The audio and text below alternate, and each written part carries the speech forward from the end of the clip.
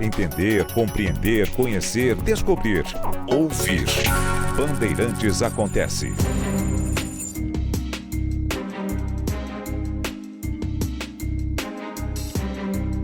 O Festival de Projetos para a Privatização de Empresas Públicas em vários estados. Rio Grande do Sul, Goiás, Minas Gerais, São Paulo. Falando em São Paulo, o PSOL apresentou uma ação popular ao Tribunal de Justiça para garantir que o projeto de privatização da Sabesp seja apreciado em regime tradicional. Percebam, a ação nem é para paralisar os projetos, para proibir qualquer projeto nessa direção, mas simplesmente para que a apreciação ocorra em regime tradicional. E esse pedido do PSOL faz todo sentido. A proposta foi enviada à Assembleia Legislativa pelo governador Tarcísio de Freitas em regime de urgência, ou seja, para acelerar a tramitação. E aí vem a pergunta elementar, que aliás, Ronald Gimenez e eu, conversando aqui, fizemos a mesma pergunta. Por que o regime de urgência? O que explica? O que justifica? Qual a base para um pedido de urgência? Essa ação foi assinada pela deputada estadual Ediane Maria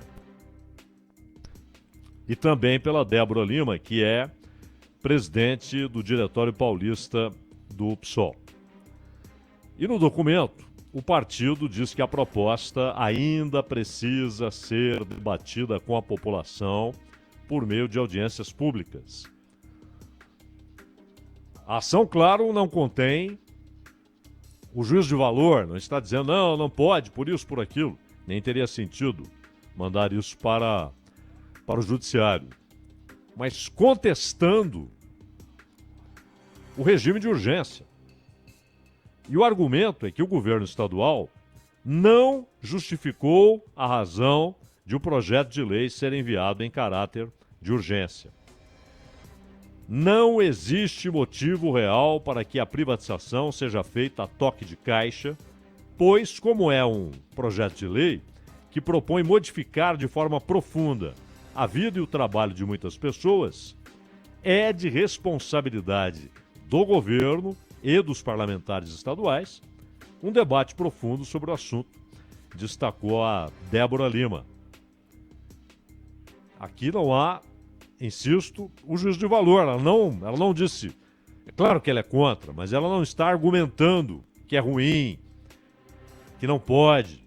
O argumento é, isso não pode ser tocado dessa maneira. A urgência não faz sentido.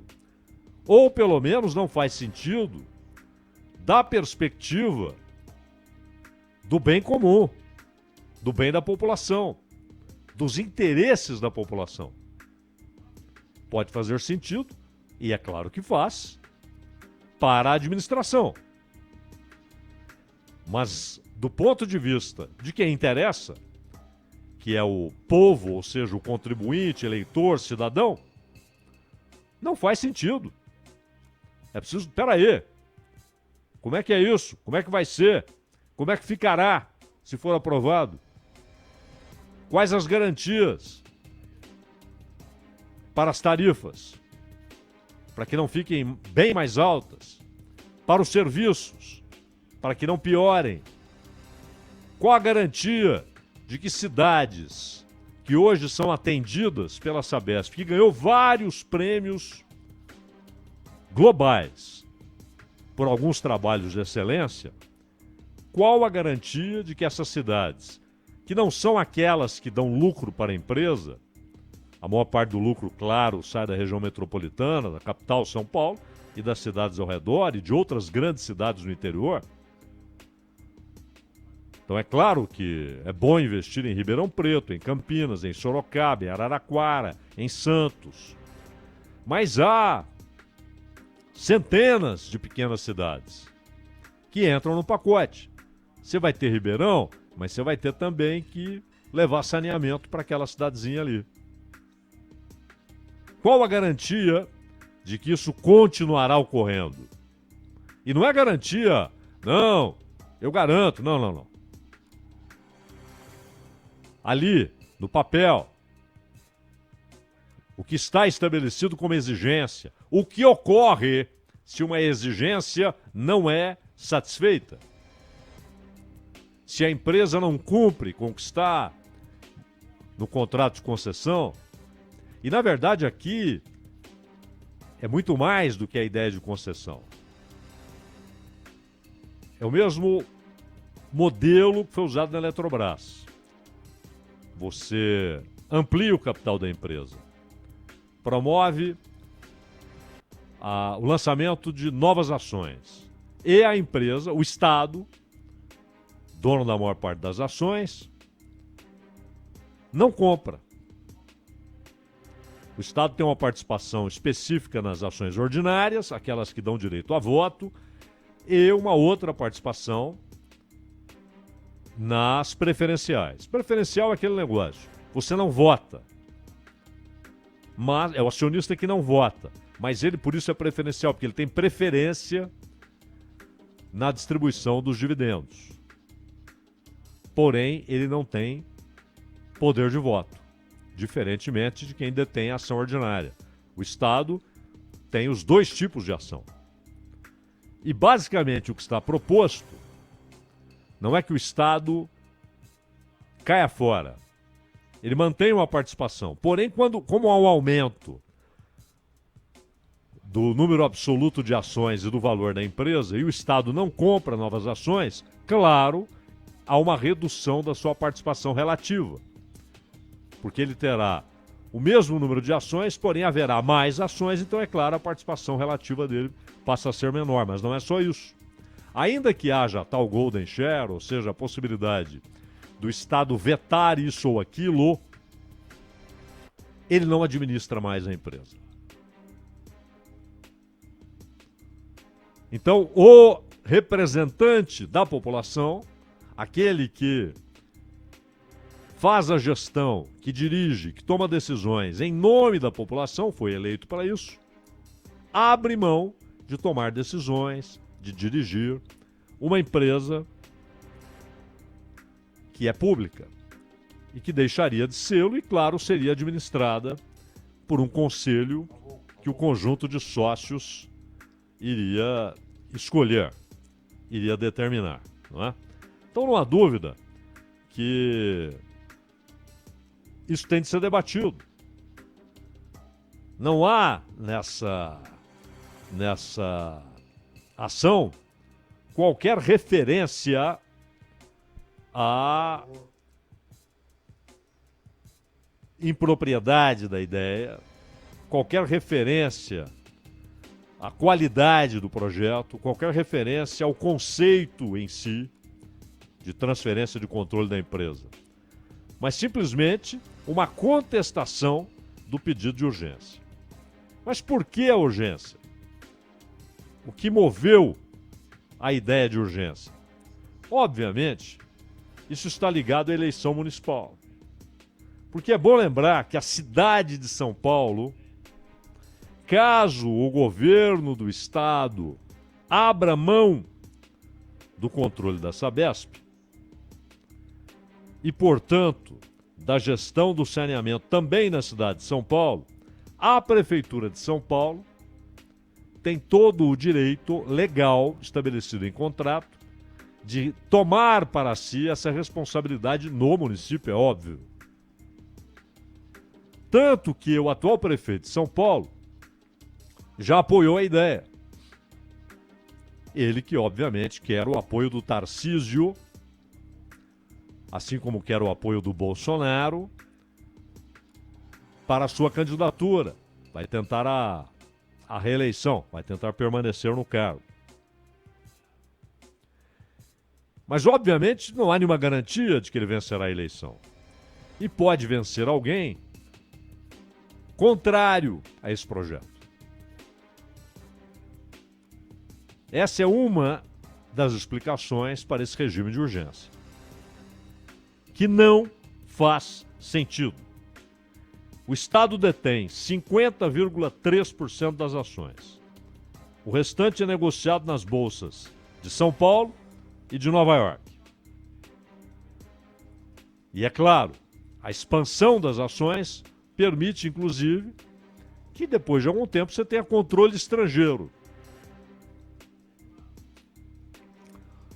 O formato escolhido para entregar a companhia à iniciativa privada, eles chamam de follow-on, que é uma oferta adicional de ações. Então, o Estado deixa de ter aquela participação relativa. A participação relativa cai.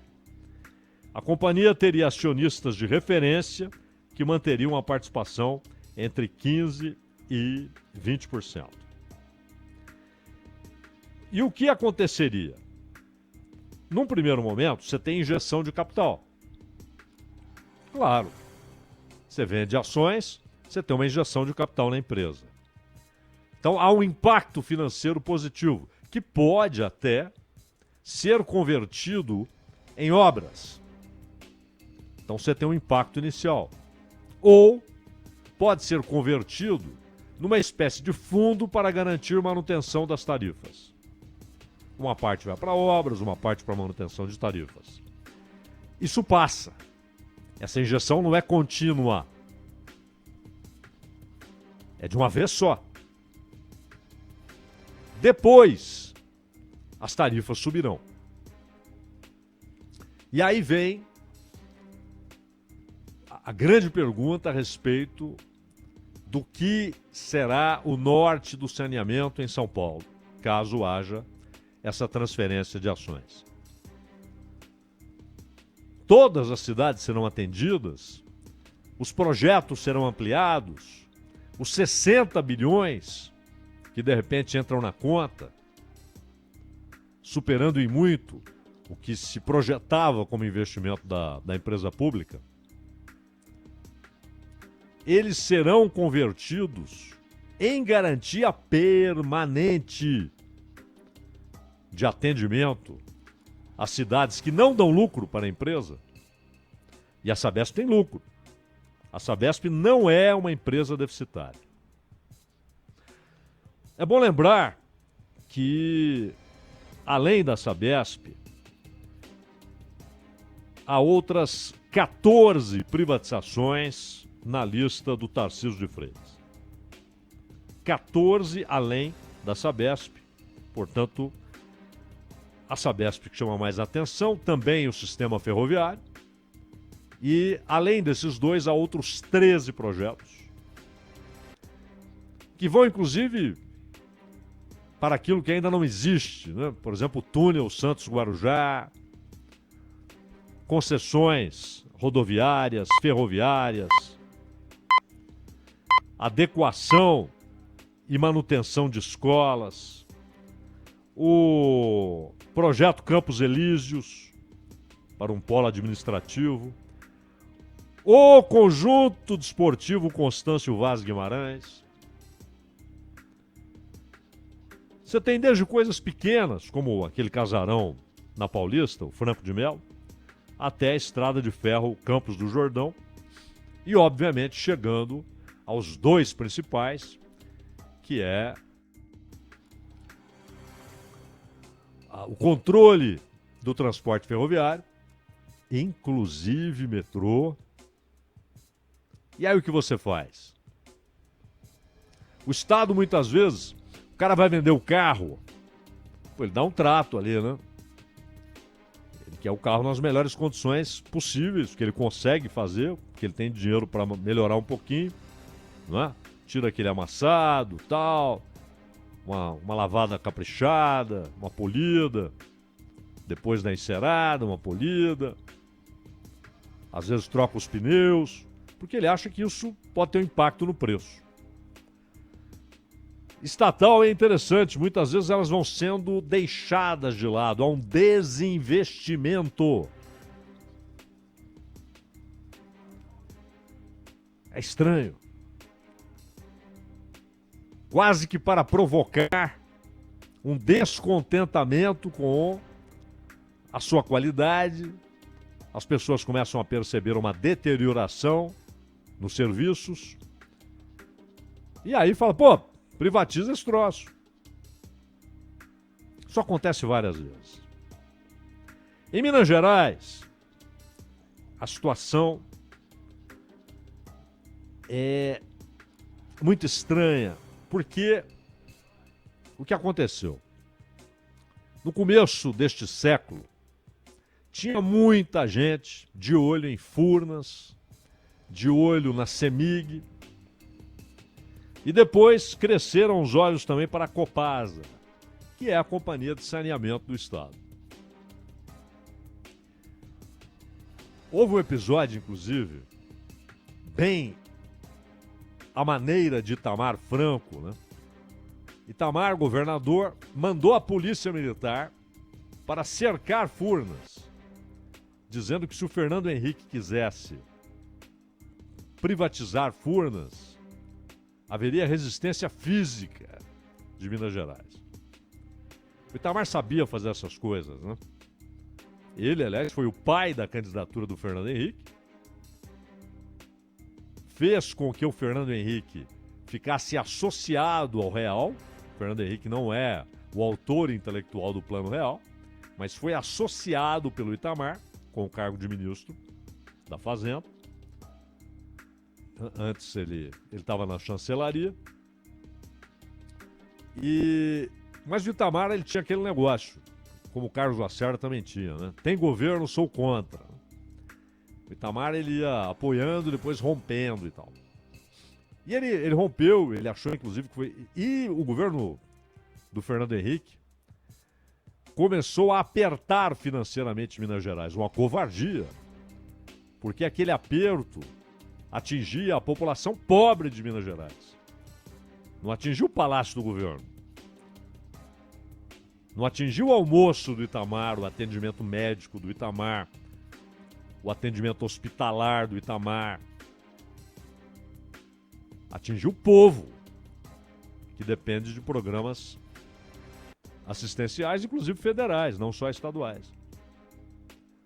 O rompimento foi total, e aí quando, naquela sanha privatizadora, o Fernando Henrique olhou para Furnas, o Itamar teve essa reação teatral. O Itamar sabia fazer essas coisas. E ao mesmo tempo ele consegue mudar a Constituição do Estado. E coloca lá o seguinte: para privatizar a CEMIG, para privatizar a Copasa, tem de ocorrer um referendo. E referendo é diferente de plebiscito. Porque o plebiscito é o povo dizendo queremos isso.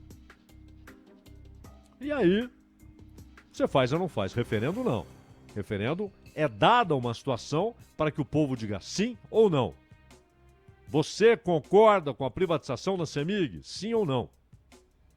Isso está na Constituição Mineira, por obra do senhor Itamar Franco, que corretamente fez isso. Porque ele falou, escuta isso aqui, esse patrimônio público não pode ficar à mercê de vontades esporádicas, né? De alguém que apareça aqui e acha que tem de vender. Aí vem outro que seria contra, mas aí já vendeu. Quem tem de dizer isso é o povo de Minas Gerais. Então, eles começaram a fazer 3 movimentos. O Zema e seus secretários, e hoje o Zema tem uma maioria considerável na Assembleia Legislativa. O primeiro mandato teve muito choque entre ele e os deputados estaduais. Agora, ele está mais maduro, mais experiente nessa negociação. E a eleição não foi ruim para ele em termos de formação da Assembleia. Mas, primeiro eles falam, não é privatização, é modernização. Ora, tenha paciência. Primeiro que a palavra modernização em si não diz coisa alguma. Ela não é portadora de nenhum conceito positivo ou negativo. Modernizar não significa melhorar ou piorar. modernizar não traz embutida a garantia de que vai melhorar. Segundo, modernizar o quê? Porque a transferência para a iniciativa privada significaria, em alguma medida, modernizar a administração da CEMIG e, o que é mais importante, a sua prestação de serviços. Então, essa é uma primeira tentativa de driblar o que está na Constituição. Aí vem uma segunda tentativa, que é simplesmente uma PEC, uma proposta de emenda à Constituição, derrubando a emenda que foi inspirada por Itamar Franco. Uma jogada formidável do Itamar. Ele sabia que aventureiros lançariam mão. E falou, não, só o povo poderá dizer sim ou não. Vem a PEC. Mas por que vocês não querem o referendo? Não, é caro. Ora, tenha paciência. Você tem eleição de 2 em 2 anos. Ano que vem tem eleição municipal. Por que os mais de 800 municípios de Minas Gerais não podem ficar expostos a essa pergunta? E aí a população diz. Seria até interessante, porque a campanha pelas prefeituras, de certa maneira, ela seria obrigada a abordar esse tema. Os candidatos a prefeito teriam de se posicionar. Em vez de ficarem prometendo isso e aquilo, teriam de se posicionar sobre algo concreto. E as pessoas diriam sim, não. Ali, nenhuma dificuldade. Acrescentar uma pergunta ao roteiro da votação. Que nesse caso é muito simples, prefeito e vereador. É uma eleição muito rápida, a votação muito rápida. Se acrescenta uma pergunta, o sujeito diz sim, não. A pergunta não pode ser maliciosa, ela não pode levar o eleitor a não saber direito o que o sim significa, ou seja, o sim, peraí, é sim para privatização, é sim para manutenção como está? A pergunta tem de ser clara. Ah, mas é caro. Tenha paciência. É muita vontade, né? De realizar a privatização. Mudemos a Constituição. Ignoremos a obrigatoriedade do referendo. E aqui estamos falando de CEMIG e Copasa, que são as gigantes. Mas, na verdade, você tem, por exemplo, espaços culturais em Belo Horizonte, no interior, que tem uma importância, porque a vida das pessoas não deve ficar restrita a comer e beber e dormir, e trabalhar, e trabalhar, e trabalhar, e trabalhar. Preciso que elas tenham contato com a música, com a literatura, e ao mesmo tempo tem um espaço ali para os adultos, para as crianças, e há parques formidáveis. E com muito movimento, porque há muita demanda por isso. As pessoas não têm dinheiro para ficar viajando, para ficar indo em clube. E, pô, ali você tem um espaço público. Quando vem que aquilo tem muito movimento, é inevitável. Surge alguém e diz, vamos vender? E claro que há interessados. Poxa vida, tem dia lá que você tem 30 mil pessoas. Eu quero comprar.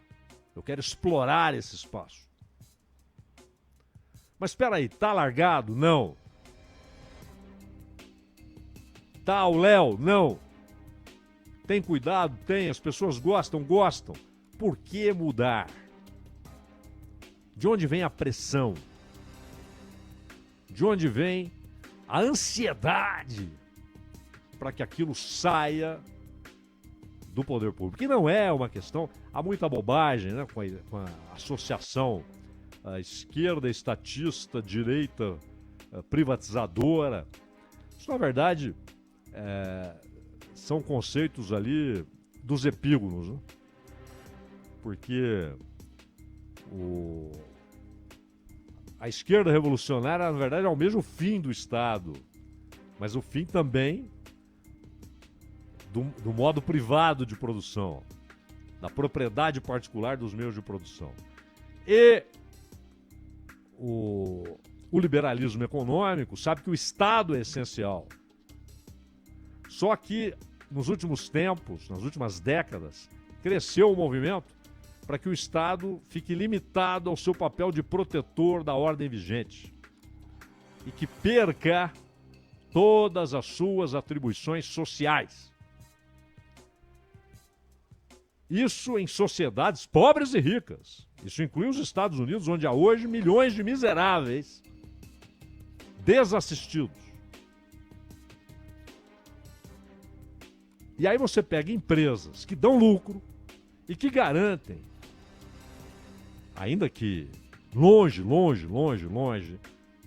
do ideal, que garantem, por exemplo, saneamento, sejam entregues à administração particular, à administração privada. O marco do saneamento, ele estabelece um princípio excelente: concorrência. Vamos colocar o capital privado no saneamento. Perfeito. Capital privado investindo onde o Estado não consegue investir. Capital que o Estado não tem. Aliás, a maioria dos estados está aí na pindaíba tremenda. Mas não é abrindo mão de empresas lucrativas que você vai melhorar a sua situação financeira. E principalmente com o modelo proposto. Mas pode ser que venham com um modelo genial e convençam as pessoas. Mas por que, então, tem medo da opinião das pessoas? Por que o regime de urgência em São Paulo? E por que querem driblar a exigência constitucional de um referendo em Minas Gerais? Por que não querem ouvir quem de fato interessa, quem de fato deve dizer? O povo. Pode ser que o povo diga sim. Faça isso. Perfeito, está dito. Veio a ordem de quem tem poder para isso. Pode ser que ele diga não. E é o medo do não que move essas trucagens. Então, não se pode simplesmente ficar lamentando, né? É preciso garantir, no caso de Minas Gerais, que a Constituição do Estado seja respeitada e cumprida. E em São Paulo, o elementar, que aquilo que deve ser discutido com calma, com todos os esclarecimentos, não seja atropelado por uma locomotiva supostamente modernista, meu caro Ronald Gimenez. Este Bandeirantes Acontece tem no tema de abertura o podcast Entendendo a Notícia. Procure aí, você vai localizar nos principais agregadores de podcast. Escreva lá, Entendendo a Notícia, com Cláudio Zaidan. Você vai achar, tem no nosso site também, todos eles, desde o dia 1º de junho de 2020, todos estão lá.